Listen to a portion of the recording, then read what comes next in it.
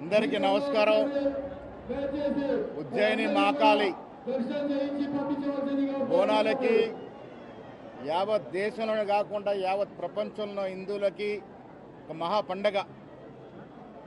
ఈ పండగ పర్వదినాన అమ్మవారిని దర్శించుకొని యావత్ తెలంగాణ రాష్ట్రం దేశంలోని ఒక మేటి రాష్ట్రంగా ఎదగాలని రాష్ట్ర ముఖ్యమంత్రి రేవంత్ రెడ్డి గారి నేతృత్వంలో కాంగ్రెస్ పార్టీ ఇస్తున్నటువంటి సంక్షేమ అభివృద్ధి ఫలాలు ప్రజల వరకు చేరవాలని, ఇలా వర్షాలు సమృద్ధిగా కురిసి ఈ సంవత్సరం అంతా కూడా పాడి పంటలతో సమృద్ధిగా రాష్ట్రం ముందుకు పోవాలని అమ్మవారిని కోరుకోవడం జరిగింది.